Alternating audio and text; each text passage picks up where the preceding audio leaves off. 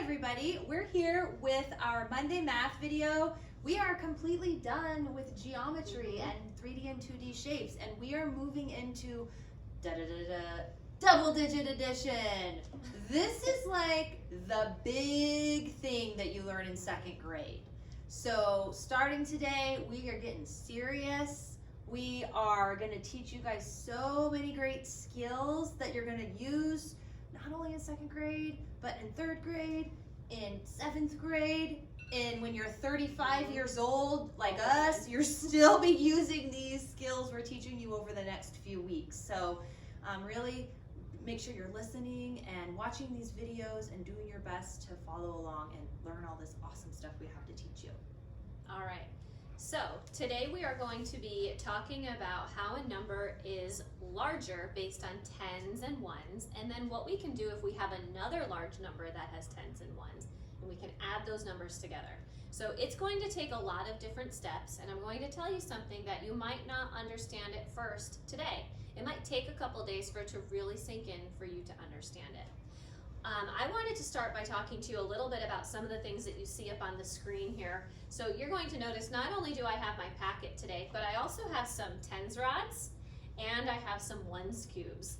Now, I don't remember sending any tens or ones cubes home with our students. No, and this isn't something that they have at home. So some of you might think, well, I really need them in order to be successful. Some of you might feel like you can do this page without them. Here's what you could do at home if you don't have any tens or ones cubes.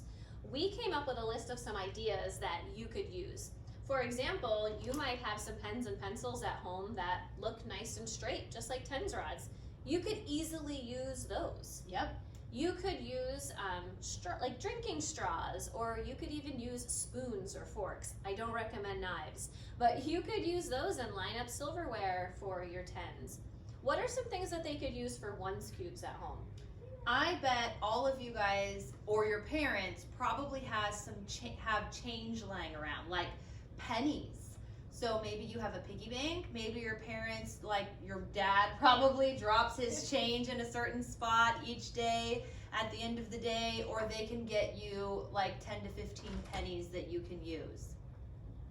All right, so you could even use something like Skittles or M&Ms or even little cereal pieces at home. Any of those things would work. Something small for your ones cubes and maybe something longer or skinny for your tens rods. All right, let's try to jump into this activity today and see if we can get started. Sounds good. All right, let's take a look at the top of the page. Today we are going to be adding tens by counting on. So you know how to count on, like 10, 20, 30, 40, 50, 60. That's a good skill to practice at home if you're not familiar. And we're going to be doing that to add our numbers. So our example at the top of the page talks about adding the numbers 35 and 20. You're going to notice that in these numbers, the number 3 and the number 2 are both in the tens place. And the number 5 and the number 0 are both in the ones place. In every problem that you're going to be working on today, there is going to be one number that is a 0 in the ones place and another number that is not a 0, which means we really only have to focus on adding the tens because the number in the ones place will not change. And you're going to see as we do some examples together. We will begin with the number 35 in order to count today because it does not have a 0 in the ones place like the number 20. But we are going to add on 20 by counting by tens. So I already know that 20 is 2 groups of 10. So when I count on from 35, if I want to add 10 more, what would I get? 35 plus 10. I don't need to change the ones column. I just need to add one group to the tens column. So if I start with 35 and I add 1 to the tens, I'll be at 45. You got it. Look at that. The number in the tens place went up by only one number. So instead of having a 3, we now have a 4. And that 5 is going to stay the same both times. Let's try to add 10 more now to the number 45. All right, I have 45 in my head.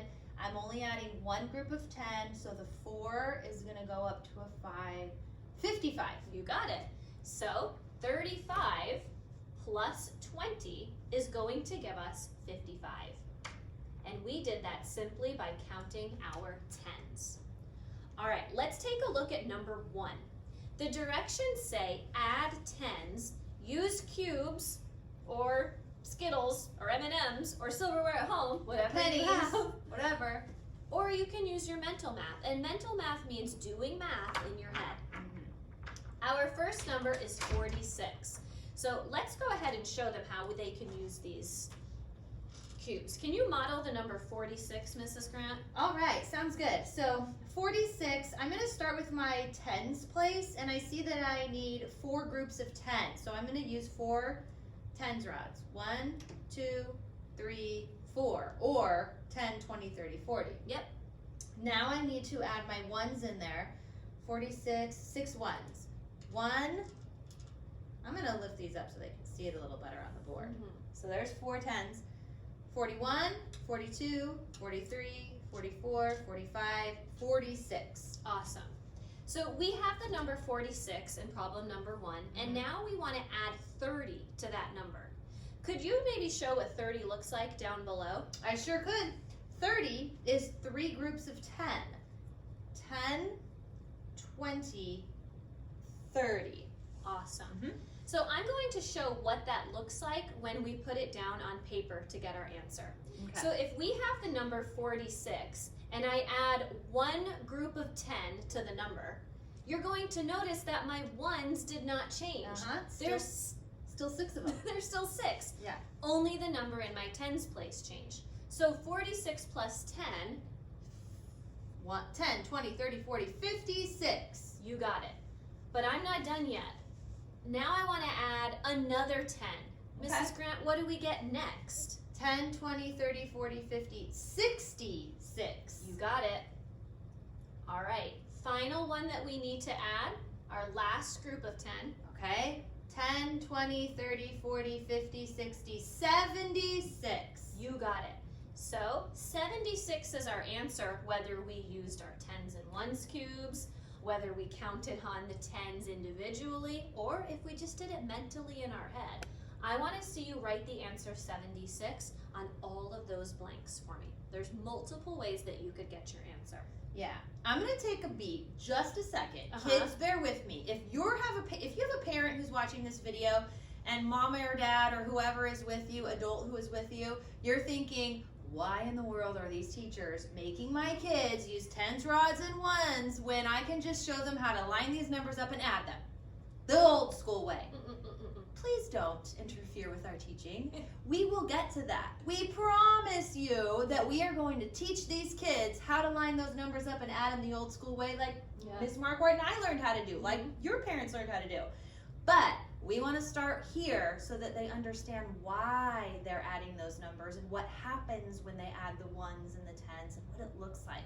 So please don't jump ahead. We promise we will get there. Kids, this is fun and hands-on, and it really helps it make sense to you. So use these manipulatives. It's super important. All right, I think I would like them to try number 2 and 3 on this side of the page on their own, and I want to spend the rest of the time in our video going over the other side of that piece of paper. So I'm going to flip our packet over to the second Monday math page, where you are going to notice that the problems get a little bit smaller, but they're actually set up the same. Yep. The first one is done for us, and it's showing us the number 20 plus 42. Now, I'll be honest, I really like to start with the number that has a digit in the ones place that is not a 0. I like to start with this number 42, and if I were to represent that up here on the screen, it would look like this. So here is the number 42 in tens and ones cubes. Mrs. Grant, could you show them how we would add 20 to that number? Absolutely. So you already did this great. You have 10, 20, 30, 42. Now I'm just gonna add 20, which is 2 tens rods. 2 tens, yeah. So here's a group of 10, and here's a second group of 10.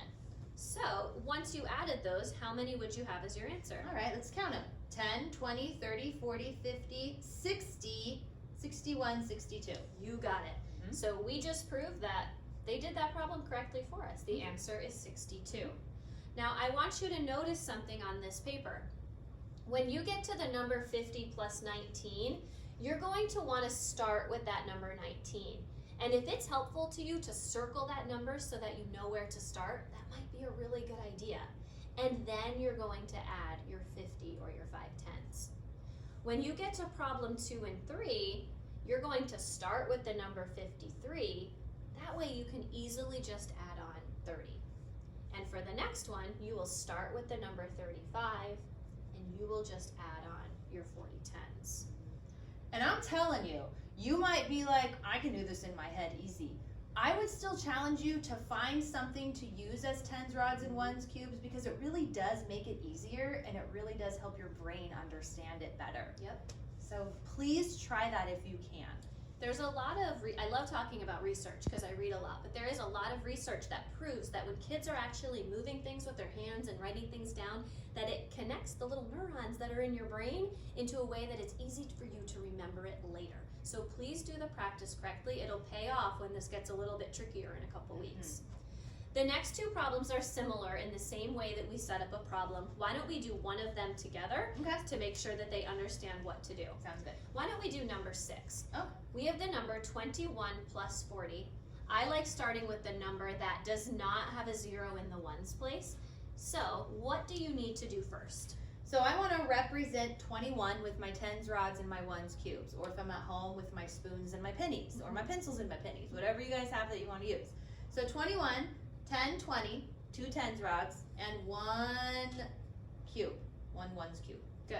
All right, now what I need to do is add 40, which is 4 tens. So I'm going to add 4 tens rods. 1, 2, 3, 4. Plug those right in. Perfect. Now I can count them all up and see what my answer is. 10, 20, 30, 40, 50, 61. 61. Good. And if we take a look across all of the different answers and we get to the, ooh, they're trying to trick you, look at that. If you forgot the ones, you might have chose that one. But the correct answer is 61. And the proper way to answer a multiple choice question is to color in the bubble of the answer that you want to choose, not circling the whole answer, but bubbling it in. All right, I think the top half looks good. Then we get down into number 7 and 8, where they are word problems. And you know what I always say about word problems? That's when kids want to give up. They're like, I can't do it, it's too hard. I'll give you a hint. They're addition problems. We're working on addition. Let's take a look at one of them, and then I want you to be able to do it on your own.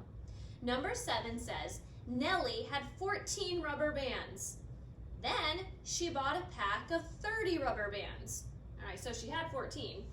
She added 30 more. Because she bought them. Okay, so we know it's addition. How many rubber bands does Nellie have now? It's the same type of problem. Look at this. She started with 14. You're going to start with that problem when you add. And then she adds on 30 or 3 tens to that number.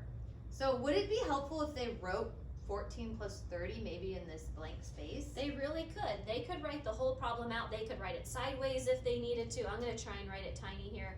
They could write 14 plus 30 equals, and then they can make sure that they put their answer on the blank. They can even build it with their tens and ones cubes at home or your spoons. All right, down at the bottom, number 9, draw tens and ones to solve. We have the problem 69 plus 20. I'm looking at this word draw.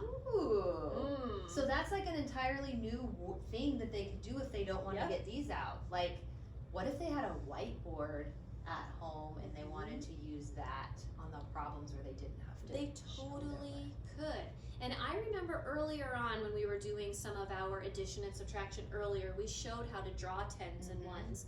So just as a reminder, if I want to start with that number 69, you could push this up. Yep.